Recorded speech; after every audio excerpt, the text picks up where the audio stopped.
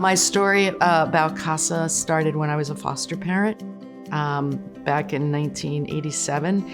And just became very aware of kids in our foster care system who nobody was really paying attention to. I became aware of this organization called CASA and reached out to see where I could connect with them in New Hampshire and become a CASA volunteer, because it was using lay people in the role of a guardian ad litem to advocate for the best interest of children, bring that information to the judge. So when I started, I reached out to the organization in Seattle, and they said, well, New Hampshire doesn't have a program yet, but wouldn't you like to get one started? I don't think we knew in the beginning how big a challenge it might be, and it was much bigger than expected. It's a rare thing to encounter an individual who has the vision, the commitment, the courage, and the follow-through to actually change something that is well established. And I have to credit Marty for that.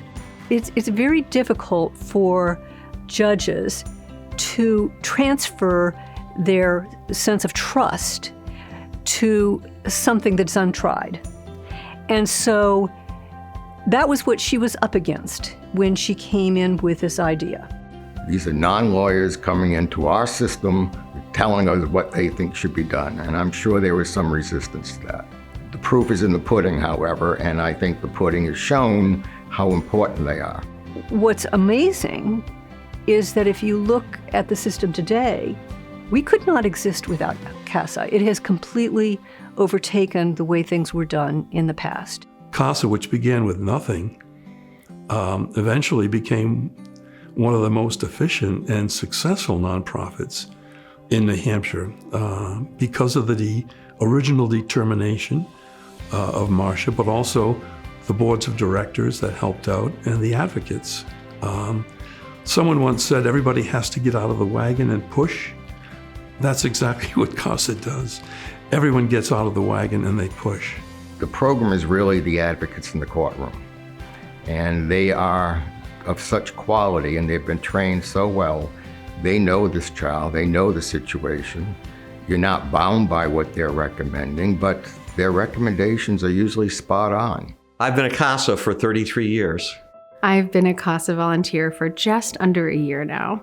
I've been a CASA for 26 years now. Marty's laid the groundwork well, and we have a lot of staff who've been here for a long time. I think you can see the flow down from Marty's commitment down all the way down throughout the entire organization. When you talk to staff, they feel it. They're here for the same reasons. They know the difference they could make. Every person in the organization has picked up a little piece of her soul.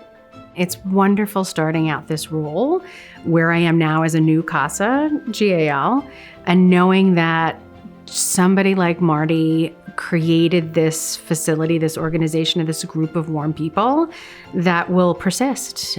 They all support each other, and the strength of that is that they're all people who want to be here. Her child, CASA, that she brought into New Hampshire, she's nurtured it, she's grown, she's let it have challenges, but at the same time, she's been able to guide it. And now CASA is ready for the next step. The next 5 to 10 years for CASA are bright, that's for sure. You know, it's a mixed bag of emotions seeing our existing CEO retire and leave, but it's also an opportunity to bring in fresh perspectives and really be able to meet the needs of our modern current community.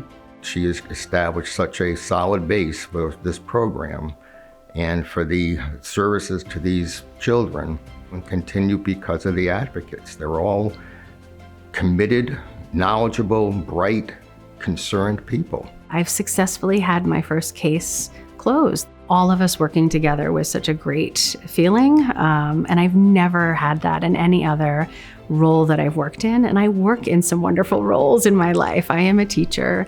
I work in early intervention. I've seen the effects of good work with children and their families, but nothing like this. This has really been very special. I think the next generation of advocates is coming sooner than we know it. and they're going to be motivated and driven by a different set of values, and they're going to show up differently. And I'm excited to be able to find those ways to get them here and to help them fulfill their values and their dreams of helping these abused and neglected children.